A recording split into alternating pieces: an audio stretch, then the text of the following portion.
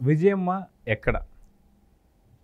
భారతదేశానికి విజయం వచ్చింది కానీ, అజ్ఞాతంలోకి వెళ్ళిపోయింది అని కొన్ని వార్తలైతే వస్తున్నాయి. అయితే విజయమ్మ గారు అజ్ఞాతంలోకి ఎందుకు వెళ్ళాల్సొచ్చింది? ఎప్పుడు తెర మీదకి రాబోతుంది అనే పలు విషయాలపైన మనతో పాటు సూర్యదేవలత గారు ఉన్నారు. వారిని అడిగి తెలుసుకుందాం. మేడం నమస్తే. నమస్తే. విజయమ్మ గారికి సంబంధించి చూస్తే ఆవిడ చాలా వైభోగాలు అనేవి కావచ్చు, చాలా మంచి మర్యాదలు కావచ్చు, ఇవన్నీ కూడా అందుకున్న ఆవిడ. ఎందుకంటే రాజశేఖర రెడ్డి గారికి సంబంధించి వైఫ్ కింద చూసుకుంటే చాలా పలు విభాగాల్లో ఆవిడని అందరూ గుర్తుపడతారు. అది కాక తర్వాత మళ్ళీ ఆవిడ రాజకీయాల్లోకి రావడం జరిగింది. ఇవన్నీ అందరికీ తెలిసిందే. అయితే ఇప్పుడు అప్పుడున్నటువంటి యొక్క విజయమ్మ వేరు, ఇప్పుడున్నటువంటి విజయమ్మ వేరు అని చెప్పేసి అయితే అందరికి తెలుసు. ఎందుకంటే జగన్కి భయపడే ఆవిడ యుఎస్కి పారిపోయింది. తర్వాత ఓటింగ్కి ఇక్కడ ఉండకూడదని చెప్పేసి అయితే చాలా వరకు అందరూ దాని గురించే మాట్లాడారు. కానీ ఇక్కడ ఈ విషయంలో జగన్ ఎప్పుడు ఖండించలేదు దీన్ని. అవును లేదు మా అమ్మగారిని నేను ఎందుకని ఇబ్బంది పెడతాను అని చెప్పి ఎప్పుడు కూడా ఖండించలేదు. విజయమ్మ ఫారెన్ వెళ్ళిన సంగతి కూడా తెలిసినా దాని మీద ఎన్నో రకాల ట్రోల్స్ వచ్చినా సరే ఇప్పటిదాకా ఎప్పుడు మాట్లాడలేదు. సో విజయమ్మ ఇప్పుడు మళ్ళీ భారతదేశానికి వచ్చింది, అజ్ఞాతంలోకి వెళ్ళిపోయింది, ఎక్కడుందో తెలియదు అని చెప్పి అంటున్నారు. కానీ ఏదో భారీ స్కెచ్ మాత్రం ఒకటి జరగబోతుంది అనే విషయాలు మాత్రం వస్తున్నాయి. అసలు వాటి గురించి ఏం చెప్తారు? అంటే విజయమ్మ వచ్చిందా రాలేదని అయితే చాలామందికి డౌట్ ఉండొచ్చు, కానీ వచ్చిందనే అంటున్నారు. వచ్చింది, కొడుకు దగ్గరికి వెళ్ళింది, తాడేపల్లి ప్యాలెస్కి వెళ్ళింది, అక్కడ కలవటం జరిగింది, అక్కడే ఉంది అనేది కూడా కొంతమంది మాట్లాడటం. సరే ఎలక్షన్ బిఫోర్ ఎందుకు వెళ్ళిపోయింది? సో ఎలక్షన్ అంటే ఈ ప్రేమ అప్పుడేమైంది, అప్పుడు ఎందుకు లేదు అని అనుకుంటే ఖచ్చితంగా అప్పుడు కొడుకు చేసేటివి నచ్చకపోబట్టేగా వెళ్ళిపోయింది. సో ఆయన చేసే పని నచ్చలేదు, ఆయన మాట పద్ధతి నచ్చలేదు, అందుకే వెళ్ళిపోయింది. ఓడిపోవాలనేది ఆవిడకి ఉన్నట్టే ఉంది. ఎందుకంటే అక్కడ మనం ఒకటి చూడాలి, షర్మిల గారికి సపోర్ట్ చేశారు వీడియో పెట్టి. సో నా కొడుకును ఆదరించండి అని అయితే ఎక్కడా చెప్పలేదు. సో కొడుకు ఓటు వేయండి అని కూడా ఎక్కడా చెప్పలేదు. సో షర్మిల గారి గురించి చెప్పారు. సరే చెప్పినా గెలవలేదు షర్మిల గారు, ఒకటే ఒక విషయం. కానీ ఎందుకు ఆవిడ వెళ్ళిపోవటం ఎందుకు? సో తర్వాత ఇప్పుడు రావటం ఎందుకు అంటే కొడుకు ఇప్పుడు బాధల్లో ఉన్నాడనా, ఓదార్చటానిక? సో ఇవన్నీ చూస్తుంటే ఇప్పుడు మళ్ళా ఫ్యామిలీని అంతా ఈవిడని పిలిపించుకొని ఏకతాటి మీద ఫ్యామిలీని పెట్టుకుందామా అంటే షర్మిల గారిని కలుపుకుందామా, ఇవన్నీ ఆలోచన కూడా ఉన్నట్టే అనిపిస్తుంది మనకు. రేపొద్దున ఇవన్నీ చేసినా ప్రజలు నమ్మేటట్టు ఉంటారా? నమ్ముతారా? నమ్మే ఆస్కారమే లేదు. ఎందుకంటే ఇప్పుడు ఆ రాజశేఖర రెడ్డి గారి ఆ టర్మ్ అయిపోయింది. సో ఆ టర్మ్లో ఆయనకున్న గౌరవం ఇచ్చారు రాజశేఖర రెడ్డి గారికి, ఆ టర్మ్ అయిపోయింది. సో ఆ టర్మ్ వరకు విజయమ్మ గారికి ఒక క్వాలిటీ అయినా అంటే మనుషుల్లో ఒక గౌరవమే, కానీ అది ఆయన బట్టి రాజశేఖర రెడ్డి గారి బట్టి బాగా గౌరవించేవాళ్ళు. సో తర్వాత వాళ్ళ ఆయన రాజశేఖర రెడ్డి గారు చనిపోయారు, ఏదో జగన్మోహన్ రెడ్డి పార్టీ పెట్టాడు దానికి అండగా ఉండాలని ప్రజలు అనుకోవటమే కానివ్వండి, దాని తర్వాత ఈవిడ కూడా తిరగటమే కానివ్వండి, పొలిటికల్గా రావటమే కానివ్వండి, ఇవన్నీ చూసిన తర్వాత ఆవిడ మధ్యలో వదిలేశారా అని అనటానికి కారణం జగన్మోహన్ రెడ్డి ఈ 5 ఏళ్ళలో చేసిన అరాచకాలు తల్లికి కూడా నచ్చలేదు. సో నచ్చకపోబట్టి అంటే అక్కడ ఉన్న ఎమ్మెల్యేలకి నచ్చలేదు, మినిస్టర్స్గా ఉన్న వాళ్ళకి నచ్చలేదు, ఆయన చుట్టుపక్కల ఉన్న వాళ్ళకి నచ్చలేదు, సొంత తల్లికి నచ్చలేదు, చెల్లికి నచ్చలేదు. సో ఇంకొక బాబాయ్ హత్య విషయాన్ని అప్పటి వరకు కూడా అంటే చుట్టాలకు అందరికీ నచ్చలేదు. వివేకానంద రెడ్డి గారి హత్య అనేది ఎవరు కూడా డైజెషన్ చేసుకోలేకపోయారు. సో ఇవన్నిట్లో కూడా మధ్యలో జగన్మోహన్ రెడ్డి నేను అనుకున్నదే నేను చేస్తాను నియంతలాగా వెళ్ళాడు. అంటే ఎక్కడా కూడా ఆయన కంట్రోల్గా ఒక బ్యాలెన్స్డ్గా వెళ్ళింది దాఖలాలు లేదు.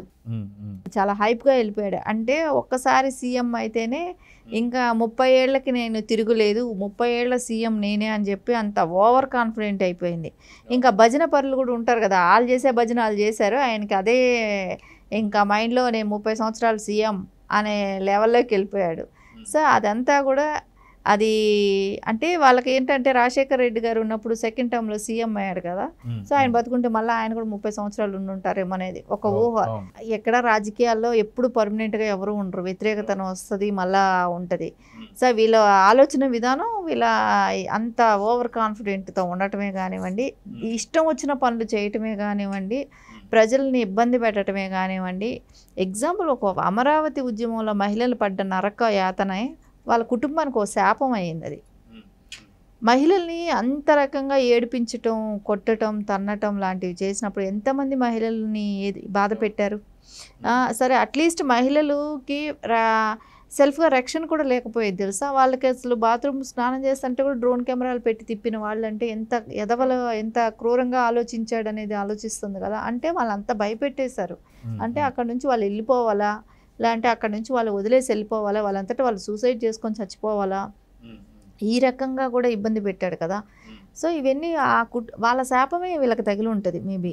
అంటే కుటుంబం అంతా కూడా విచ్ఛిన్నం అయిపోయినట్టు అయిపోవటం. సో ఇప్పుడు మళ్ళా తల్లి విజయమ్మ గారు కలపాలనే ప్రయత్నం జరుగుతున్నట్టయితే వినికిడి వస్తుంది. అయితే ఈ సందర్భంలో చూసుకుంటే జూలై 8వ తారీఖు రాజశేఖర రెడ్డి గారి జన్మదినం కావచ్చు. దీనికి సంబంధించి అందరికి కూడా మనకు తెలుసు ఖచ్చితంగా ఏదైతే ఇడుపులపాయలో కలవబోతారో సంగతి తెలిసిందే. అయితే ఇక్కడ ఒక భారీ స్క్రిప్ట్ నడవబోతుంది. ఏది అంటే రాజశేఖర రెడ్డి గారి బర్త్డే రోజే ఒక పెద్ద స్క్రిప్ట్ నడవబోతుందని చెప్పేసి అయితే అంటున్నారు. అదేంటి అంటే వైసీపీకి కాంగ్రెస్తో ఎటువంటి లాభాలు లేవు. ఎందుకంటే కాంగ్రెస్కి ఒక్క సీటు కూడా రాలేదు కాబట్టి కాంగ్రెస్ని కలుపుకోవడంలో అసలుకి పెద్ద విషయం కూడా కాదు. అయితే ఈ సందర్భంలో షర్మిల గారి దగ్గర నుంచి ఏదైతే విజయమ్మ సపోర్ట్ చేసిందో ఆ షర్మిల గారు కూడా ఉండి ఖచ్చితంగా నా మాట విని జగన్ని ఖచ్చితంగా వాళ్ళకు ఉన్నటువంటి ఒక 11 మంది ఎమ్మెల్యేలు కావచ్చు, 4 ఎంపీ స్థానాలు కావచ్చు, మీరు ఏదో ఒకటి చేసి మీరు కలుస్తానంటే కాంగ్రెస్తో నేను మాట్లాడతాను. సో మళ్ళీ తల్లి కాంగ్రెస్ పిల్ల కాంగ్రెస్ కాకుండా రెండింటిని కలిపేస్తే కొంత మీకు సెంట్రల్ నుంచి కొంత సపోర్ట్ ఉండొచ్చు నీ కేసులకి వాటికి అని చెప్పేసి అయితే అంటున్నట్టుగా కొన్ని వార్తలు అయితే వస్తున్నాయి. అయితే దీంట్లో విజయమ్మ గారు ఒక కండిషన్ పెట్టినట్టుగా తెలుస్తుంది. ఏంటి అంటే భారతిని మాత్రం దగ్గర తీయొద్దు, నువ్వు భారతిని వదిలి వస్తానంటేనే ఈ యొక్క ప్రపోజల్కి ఓకే చేస్తాను, ఎందుకంటే భారతి వల్ల ఇప్పుడు ఇదంతా క్రైమ్ కథ స్టోరీ జరుగుతుంది అని చెప్పేసి అయితే కొన్ని వార్తలు వినిపిస్తున్నాయి. దీంట్లో నిజం ఉండొచ్చు అంటారా? అంటే ఇప్పుడు వాళ్ళకి ఎక్కడో ఒక చోట రక్షణ అనేది ఇంపార్టెంట్. సో ఏదో ఒక పార్టీతో పొత్తు అనేది ఉండాల్సిన అవసరం ఉంది. సో ఇప్పుడు మోదీ గారిది వచ్చి మెజారిటీ పక్కాగా ఉన్నా ఈ తెలుగుదేశంతో కూటమితో కలిపి మెజారిటీ బాగానే ఉంది, ప్రాబ్లం అయితే లేదు, గవర్నమెంట్కి వచ్చిన ప్రాబ్లం అయితే లేదు ఇక్కడ. కాకపోతే అపోజిషన్గా స్ట్రాంగ్ అయిన కాబట్టి రాహుల్ గాంధీ కాంగ్రెస్, సో వాళ్ళకి ఇప్పుడు కాంగ్రెస్తో అపోజిషన్ లీడర్ అయిన కాంగ్రెస్తో కూడా వాళ్ళు పొత్తు పెట్టుకోవాలనే ప్లాన్ కూడా ఉండొచ్చు. ఇంకోటి షర్మిల గారిని ఈవిడ్ని కలపటానికి రేపు వేదికగా ఇడుపులపాయలో స్టార్ట్ చేస్తున్నారు అనేది ఒకటి నడుస్తుంది.